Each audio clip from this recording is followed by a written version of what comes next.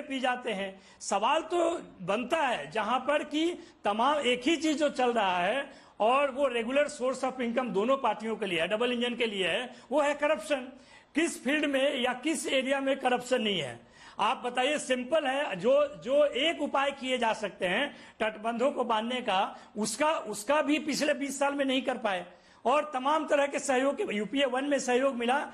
इसीलिए हम लोग अभी भी मांग करते हैं कि जब तक बिहार को विशेष राज्य का दर्जा नहीं मिलेगा तब तक इन सारे चीजों से निजात नहीं मिल पाएगा। साधारण बजटीय एलोकेशन से इन समस्याओं का समाधान नहीं हो सकता है, सबको ही जानता है। आप कहेंगे कि अंतर्राष्ट्रीय समस्या है, बगल में दूसरा स्टेट है, वो सब कुछ है, लेकिन जब ये सरकार पिछले 10-11 साल से केंद्र में भी है और राज्य में भी है, उन समस्याओं का समाधान होना चाहिए। बाढ़ आने के बाद तो एक ही उपाय है, राहत ही है।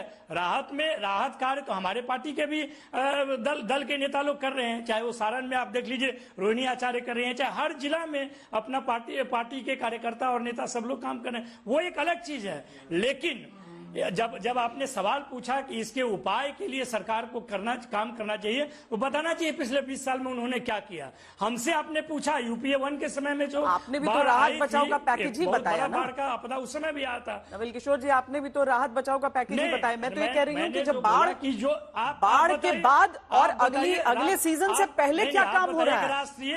हाँ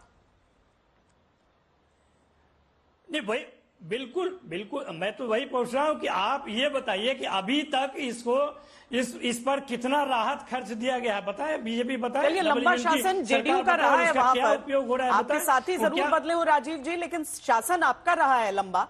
आप बताइए कि क्या किया गया। नीतीश कुमार, नहीं आपसे नहीं पूछ रही हूं मैं। नहीं, एक और जान जी, एक और नहीं एक जान लास्ट 10 सेकंड कमेंट ले लीजिए उस पे, कम से कम ये तो ले लीजिए। वहां पे आप बताइए कि पिछले 2-3 बार से सारे सांसद चुनकर आ रहे हैं उनके पास। कोसी बेल्ट में जो 52 विधायक है उसमें 40-42 विधायक उनके पास है। क्या काम करें उनको बताना, तो उनको सवाल तो उनसे बनता है ना। सरकार में भी है, प्रतिनिधि भी चुन के जा रहे हैं, 39 सांसद तक चुन के। बिहार के लिए क्या किया आप लोगों ने पिछले 10-15 साल, 20 साल से तो राज्य में हो, 10 साल से केंद्र में भी, ये तीसरा टर्म है। क्या कर रहे हैं इसके विषय में बताना तो उनका जायज सवाल बनता है। त्रासदी तो ये होती है ना कि जब कांग्रेस का शासन रहा तो केंद्र में भी वो रहे, जब आरजेडी का शासन रहा तो गठबंधन की सरकारों में पैठ रही आरजेडी की, है ना, जनता दल की। और उसके बाद जब नीतीश कुमार आए हैं तो एक बड़ा समय बीता है जब केंद्र में सरकार रही है एनडीए की। इसीलिए थोड़ी थोड़ी जिम्मेदारी सबकी है, जिम्मेदारी से पल्ला कोई नहीं झाड़ सकता है। राजीव रंजन जी, ये बताइए कि क्या किया है आप लोगों ने इतने साल में। जो नीतीश जी की तस्वीरें बड़ी अच्छी लगती हैं, याद करते हैं जो पहला कार्यकाल उनका मुख्यमंत्री का, और पहली बार लग रहा था जैसे कि कोई बाढ़ राहत के लिए मुख्यमंत्री पहुंचा है, तो शायद अब बिहार की बाढ़ को लेकर एक साइंटिफिक अप्रोच अपनाया जाएगा। पर क्या हुआ फिर? देखिए, निसंदेह श्वेता जी, मैं आपकी बात से सहमत हूँ। साइंटिफिक अप्रोच की जरूरत है। बाढ़ प्रबंधन के जो भी वैज्ञानिक तरीके से उसके प्रबंधन की जो सोच है, अगर वो नहीं होती तो लगातार हम अंतर्राष्ट्रीय समझौता जो भारत सरकार और नेपाल सरकार के बीच है, उसमें बिहार को त्रिपक्षीय समझौते का एक हिस्सा बनाने की मांग नहीं करते रहे होते।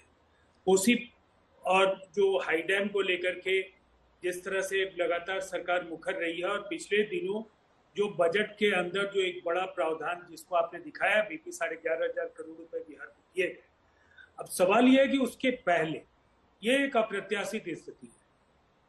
ये आपने भी बार बार, मैं दोहराऊंगा नहीं इसलिए कि आपने भी कई बार इस बात को कहा कि 1968 के बाद इस तरह की त्रासदी, इस तरह के जल स्राव की स्थिति नहीं हुई, जहां 6.5 लाख से ज्यादा क्यूसेक वाटर वहां से रिलीज हुआ है। और निसंदेह लगातार बारिश होने के बाद हालात नियंत्रण के बाहर हुए हैं। लेकिन मैं एक बात जरूर कह सकता हूं कि इस बात को बीजेपी ने भी आपको कहा कि हमारी कोशिश है कि जानमाल की क्षति न्यूनतम हो, और जो प्रयत्न हम लोगों ने किए, जो हमारे पास जो जानकारियां हैं राहत को लेकर के, जो भी सरकार की ओर से एनडीआरएफ और एसडीआरएफ की जो 15-15 टीमें पहले से काम कर रही थी, फिर वाराणसी से 3-3 टीमें एनडीआरएफ और एसडीआरएफ की टीमें बुलाई गई, और साथ ही साथ वहाँ कम्युनिटी किचन जिसको लेकर के बातें कही गई, तो 127 सामुदायिक रसोई केंद्र, जिसके जरिए 49,400 लोगों को, ये 30 तारीख तक का रिपोर्ट है,